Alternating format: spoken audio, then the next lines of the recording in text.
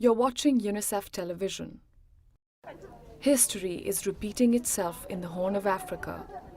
Once again, mothers are watching their children die of hunger. Children are being orphaned. Millions are trekking through a rough terrain, walking for days on a parched land in search of food and water. For aid organizations working on the ground, the challenge is daunting. In a region gripped by famine, soaring food prices and conflict, the race to save lives is a race against time. UNICEF's Deputy Director for Emergency Programs, Dermot Carty, says the organization has placed the crisis in the Horn of Africa as its #1 priority.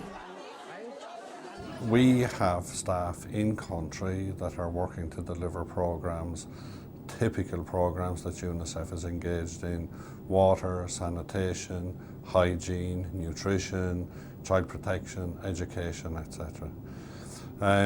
So we have been warning for many years that the situation is especially fragile there.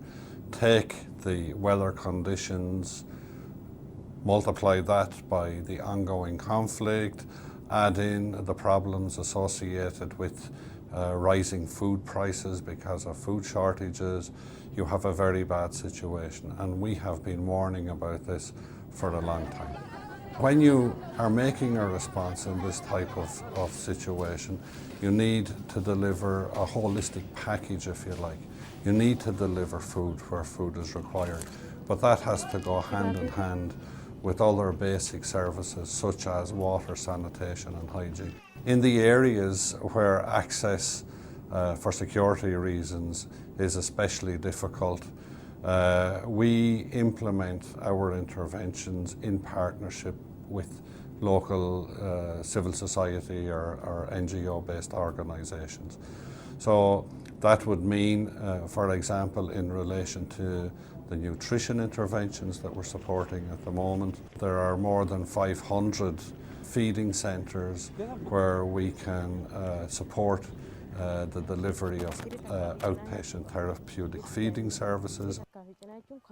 I think we need to continually focus on what the issue is, and the issue is that children are dying and will continue to die unless we make sufficient interventions in the immediately short term through the delivery of humanitarian assistance.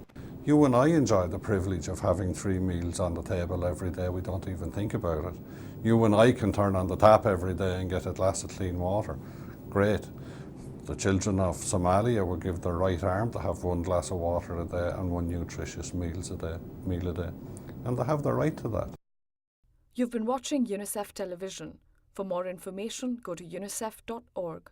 Unite for Children.